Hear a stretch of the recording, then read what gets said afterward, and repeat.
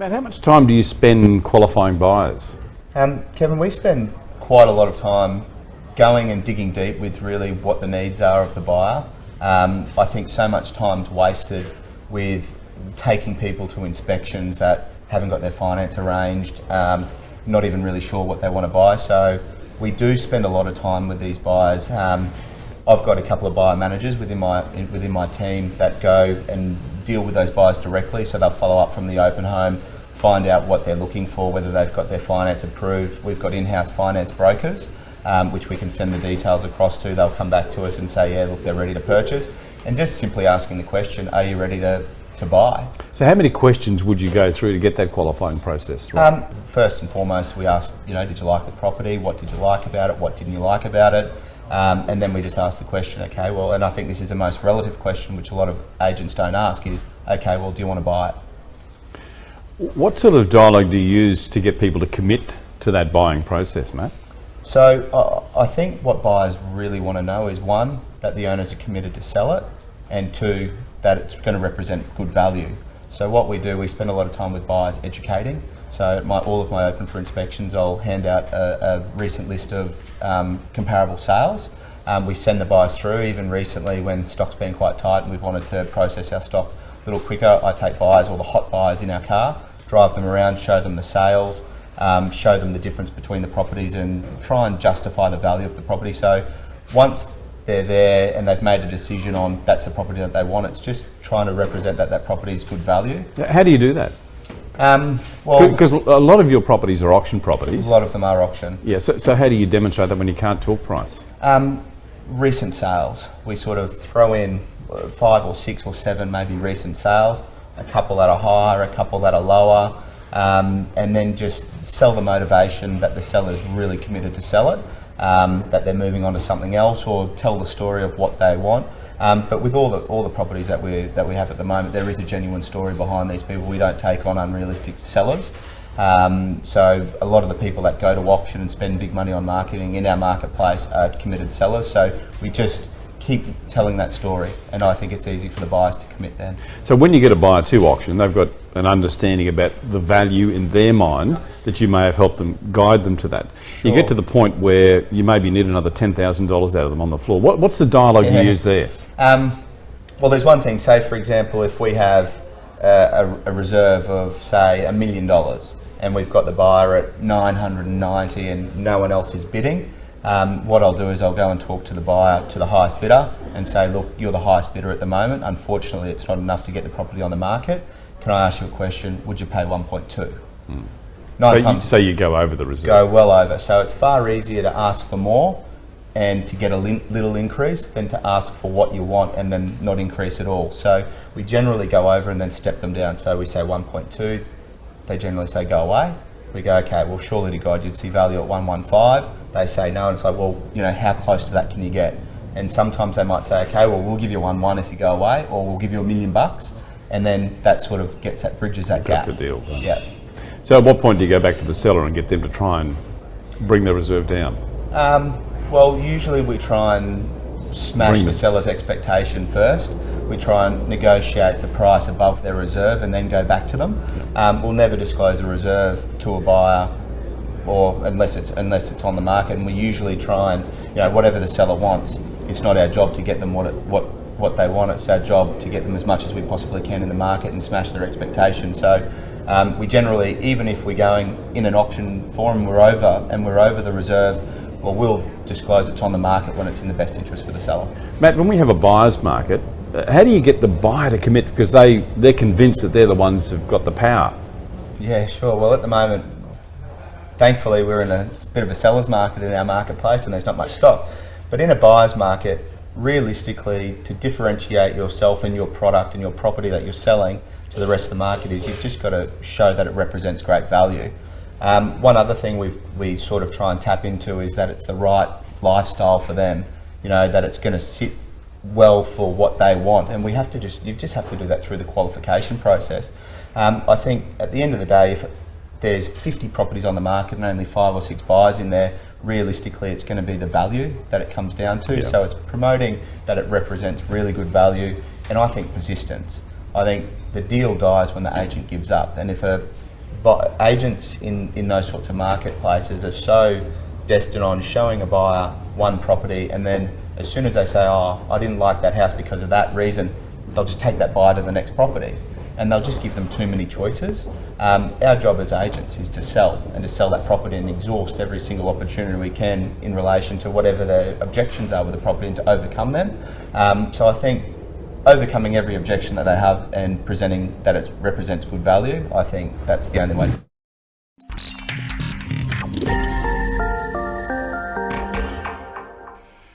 Hello and welcome to the show. Kevin Brogan from CoreLogic in just a moment will tell us that Melbourne continues its strong run and shows increases. Back in just a moment. Did you know you can save up to 70% on your staff costs by outsourcing the low-value, repeatable tasks so your team can focus on growing your business? Beepo is an outsourcing provider focused on the real estate industry. With an English-speaking, tertiary qualified and fully trained team in the Philippines, Beepo will give your business the boost it needs to start growing and returning value to you. For more information, visit beepo.com.au. And once again, we welcome Kevin Brogan from CoreLogic. Hi, Kevin. Hi, Kevin. How are you? Well, yeah, very well, mate. A great result out of Melbourne. Let's firstly bring up the preliminary results and we'll run through them. You want to start with Melbourne? Yeah, look, Melbourne, I think, is the strongest for this week. We've seen a slight reduction in volumes for Melbourne, and that's led us to report a fall across the entire country. But at almost 70%, that's a really strong result from Melbourne, the highest we've seen for a while. Yeah, not many sales not reported either. There's only about 100 more sales to come in. Would you expect it's going to drop much, Kevin? Oh, look, I think with Melbourne, with that collection rate, it's probably going to adjust down a fraction. But I think, one of the things about collecting results is it's a lot easier when everyone's trying to tell a really positive story. So that's probably why the collection rate's as high as it is. Yeah. Okay, well, Sydney, 67%, that's not too shabby either. No, look, 67% is a really solid result. I think we need to take it in the context of the fact that we're moving into the winter season. Obviously, it's down about 7% from last week's preliminary, but it's got to be seen in the context of what's happening, and you compare it to this time last year, and it's obviously a much more robust result than we were seeing at the same time last year. Yeah. Right. Okay, well, Sydney, we've got a great sale to tell you about in Sydney, over $7 million. We'll get to that in just a moment. But Brisbane, also, looking fairly promising at 34%. Yeah, look, 34%'s down a little bit on last week's preliminary, but it was a fairly busy weekend in Brisbane, up a bit on last week, 114 auctions. But yeah, I mean, that's probably middle of the range for what we've seen this year in Brisbane. And Adelaide and Canberra both fairly consistent at 54% there. Absolutely. Look, Adelaide has been known for a while for the fact that the market is fairly steady compared to some of the dramatic changes we've been seeing in some of the eastern state markets. And with that preliminary clearance rate, we can see houses and units in our next graph here. Nothing much to tell there. Houses still at 65%, showing what they normally do, I guess, a slight... not improvement, but a better result than units. Yeah, look, we have seen sometimes in Sydney the unit results creeping up above houses, and I put that down in part to affordability. Constraints. But I mean, certainly this week in both Sydney and Melbourne, houses have returned stronger results. Yeah. Okay, well, we'll have a look at our top sale out of Sydney in just a moment. Before we do, let's look at the Sydney sub-regions. We might start with the inner west, which is where our top sale occurred. We'll tell you about that in a moment. 70% success rate there. But, gee, there's a lot of really good results. Look at even eastern suburbs at 79%. Absolutely. So eastern suburbs leading the way. Not the busiest auction market in... Oh, sorry, it is the busiest this week. I mean, typically it's a really solid performer, and we've seen that through the downturn in clearance rates. The eastern suburbs has been sort of fairly consistently around 60% when other markets or other regions have fallen below that. But that's a really strong result for eastern suburbs, and I can see on much lower volumes, Ryde, which was the highest last week, is a close second at this week. Yeah, there's a lot of non-availability of results in some of the areas that are going to have a bit of an impact, I would have thought, on the overall success rate. You're looking at Central Coast there, no reporting on 28 auctions, and that's probably why the results are down just a little bit, Kevin, would you think? Oh, look, I think when we look at the city as a whole, they do get rolled in to the aggregated figure. It's just when you've got very few auction results in a particular region, they can actually give you such a volatile result. Yeah, because I would have thought with eastern suburbs there at 79% off 102 auctions, that's a pretty good result. So we'll just wait and see what happens by the end of the week, I guess, on that. Yeah, look, I think it is likely to trend slightly lower.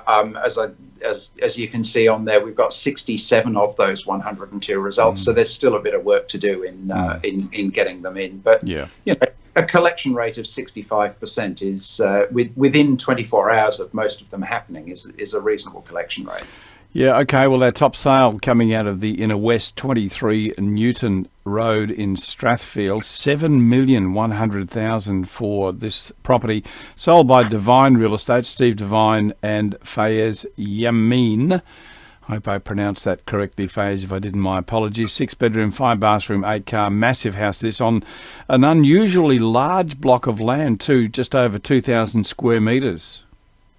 Yeah, look, it's huge. I mean, it's got a 25 metre frontage almost. Now, this property actually really does demonstrate how a top flight property can actually buck a market trend. So we've got a median sale price in Strathfield of 2.1, and that's actually come down 19.5% over the since peak. This property sold by Divine by auction in August 2016 for $6.8 million. So obviously the fact that it's a sought after location and this property is really something special does mean that it is highly sought after, and that's a really strong result that they've turned out this week. Yeah, not easy to find buyers around $7 million. I wouldn't have thought. There's not a lot of them out there. No, look, there probably isn't, but they know what they like, and if they set their sights on a property, they're not afraid to go for it, as I think you can see with this one. Yeah, absolutely. Let's take you to Melbourne now. The sub-regions there, our top property is going to come out of Melbourne West, where, not too bad, 64% overall, but let's have a look at the leaders. Inner East there at 80.6%. Kevin? Yeah, look, that's a really strong result. Yeah. As we've said before, quite often in Melbourne you see a slightly more homogenous result than you do in Sydney, where you get those big variations. But that's an incredibly strong result out of the Inner East, and of course the Inner South as well, not actually that far behind.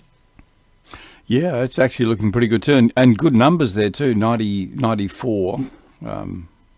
Yeah, that's right. I mean, the thing with Melbourne though this week is while we saw a very slight increase in auction numbers in Sydney, we actually saw a bit of a drop in Melbourne, and again, I'd put that down predominantly to the seasonal impact. Okay.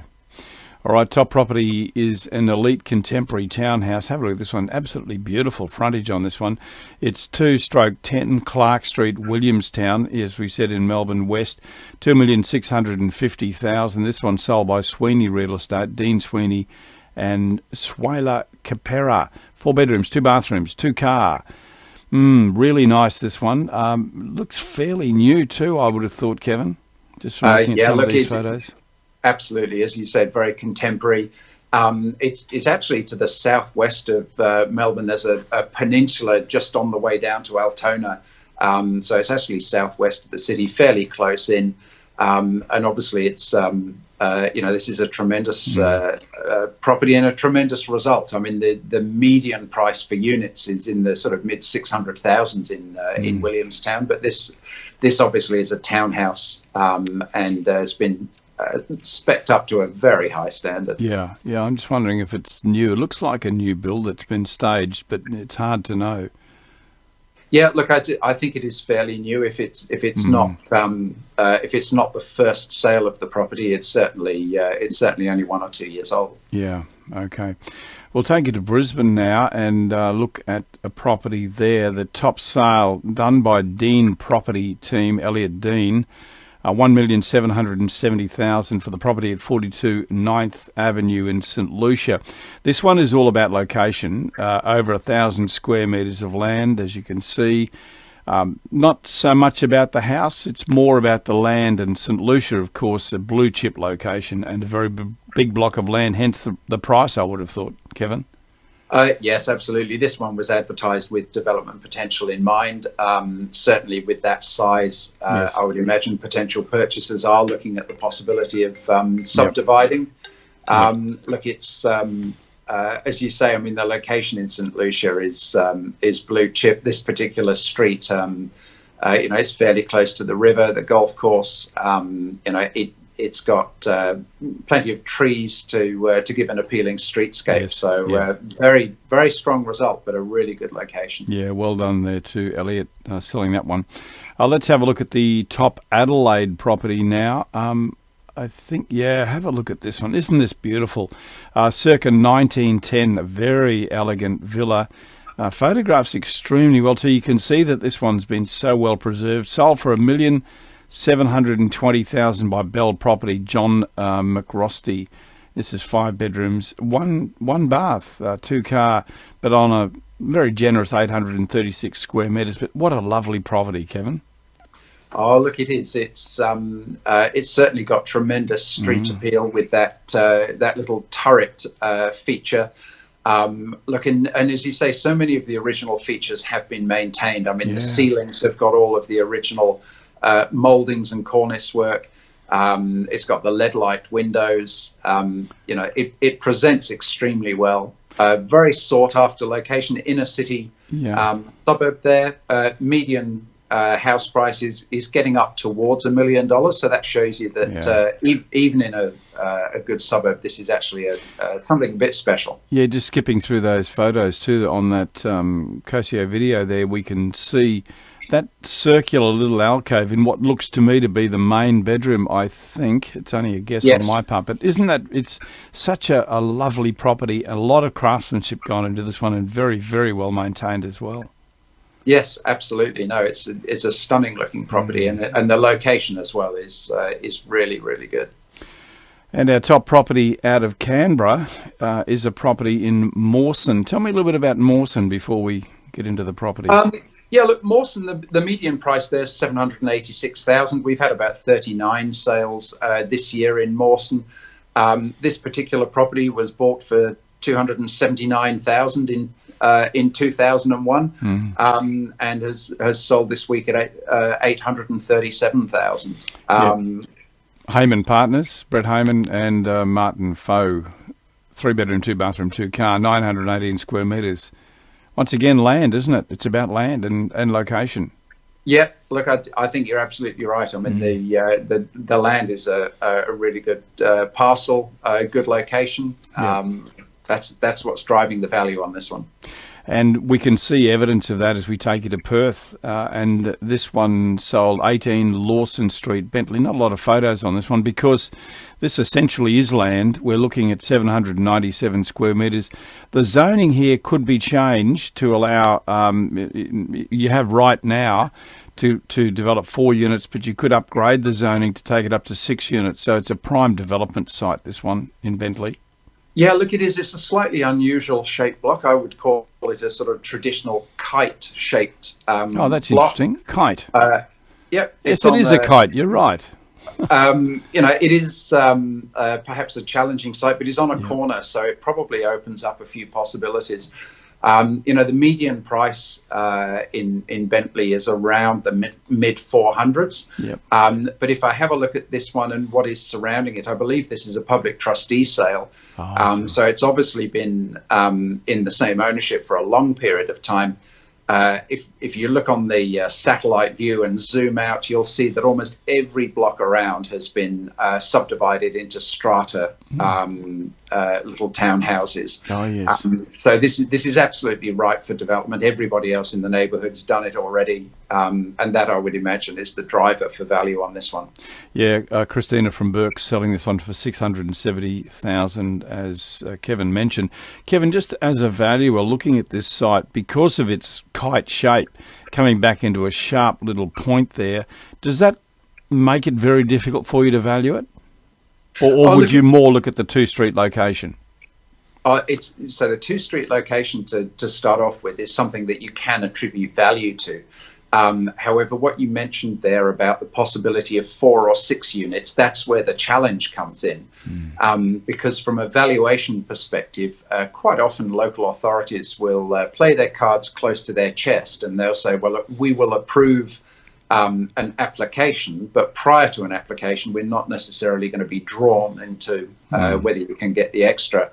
So from a valuation point of view, you'd say, well, look, somebody would look at the certainty of 4, and they'd maybe pay a little bit extra for the possibility of 6. So if you were doing a valuation on that one, Kevin, would you value it with 2 values, one if it was a 4-unit site and one if it was a 6-unit site, or would you just value it as is? No, look, you'd value it as is on the basis that you're trying to establish the highest and best use, but you're looking at a hypothetical transaction. What would a potential purchaser going to that auction, for example, have in mind? So if there was an approval in place for 6 units, then bidding would take into account the certainty of 6 units. But if the zoning will allow 4, then basically the bidding will be for 4, but maybe plus a bit, because there might be some upside. It would almost be worth the owner going through the process, probably, of getting it up to a 6-unit site, because I mean, all of these things are valued on site value. So just some quick sums, we're looking here at around about, what are we looking at, 150 a site, round figures. So if you were to get another 2 units there, would that make it worth another 300,000?